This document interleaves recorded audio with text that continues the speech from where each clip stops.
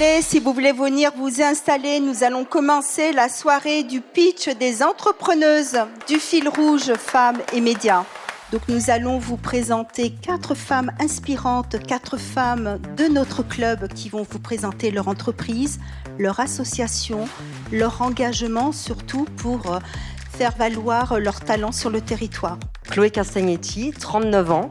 Je me suis donc formée en tant que conseillère en images. J'accompagne aujourd'hui des femmes et des hommes dans l'alignement et la valorisation de leur image.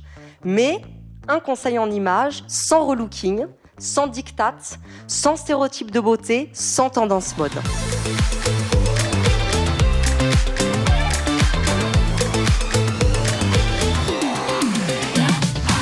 Moi, je suis artiste, je suis autrice de théâtre, de chansons.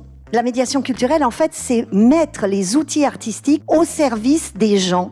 On a créé ce concept des chœurs solidaires pour pouvoir faire chanter ensemble des gens, qu'ils aient déjà chanté ou pas, et pour créer du lien. On le propose pour différents objectifs, et notamment ici, pour permettre une rencontre entre des entreprises recruteuses et des gens en recherche d'emploi. Et le défi, c'est qu'ils vont monter sur scène ensemble.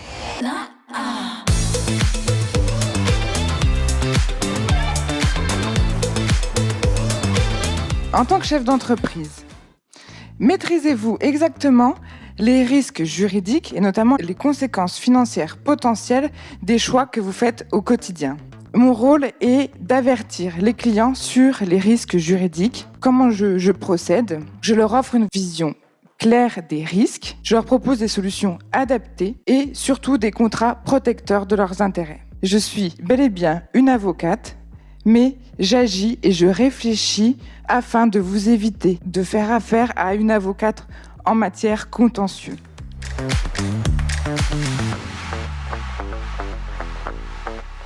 Donc moi je suis Linda Rebaille avec ma coéquipière Myriam Mougel. Toutes les deux on s'est lancées dans cette aventure un peu folle. On part du coup au Maroc pour le rallye qui est prévu le 27 mars pour une compétition qui dure 9 jours. Pour financer ce projet, on organise différents événements. On en a fait plusieurs depuis janvier 2025. Donc on porte pour ce rallye une cause qui est la lutte contre les violences faites aux femmes. Voilà, c'est une cause qui nous tient très, très à cœur.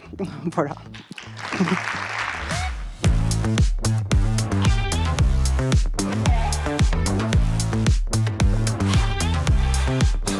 Ce qui m'a donné envie de rejoindre le fil rouge, c'est que je trouve que c'est une association qui est engagée dans le mouvement justement féminin, qui met vraiment en lumière les femmes. Il y a plusieurs choses qui nous sont proposées comme la newsletter où on va mettre en avant chacune ses activités, les événements différents qui sont aussi proposés. On a aussi un portrait qui est partagé sur les réseaux sociaux, sur les réseaux en général pour décrire notre activité, d'où l'on vient, ce qu'on a envie de dire en tout cas de soi. Je trouve que vraiment c'est une association qui nous porte, qui est bienveillante. On a de beaux rapports aussi entre nous toutes.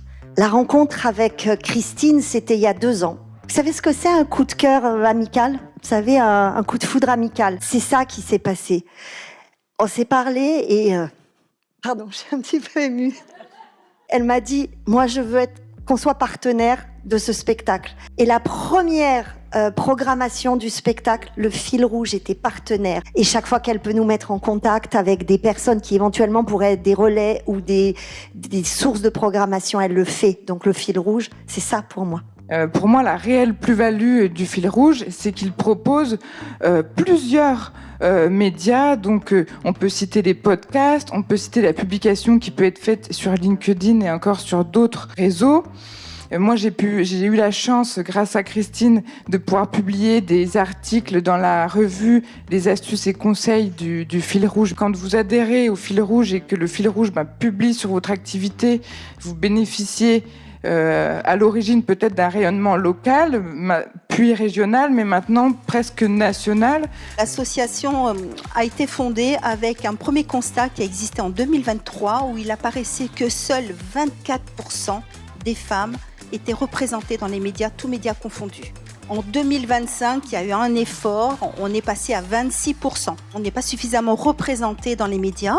Donc, il est vrai que personnellement, le fil rouge Femmes et Médias apporte de la communication sur beaucoup de supports. Nous allons le développer ensemble. Mais après, moi, je travaille avec des médias, que ce soit des radios, des presses quotidiennes, des presses nationales, des magazines ou bien des supports télé également. Et tout ça réuni, avec tout ce petit monde, avec toutes nos adhérentes, nous avons comme ça enregistré 189 événements en 2025.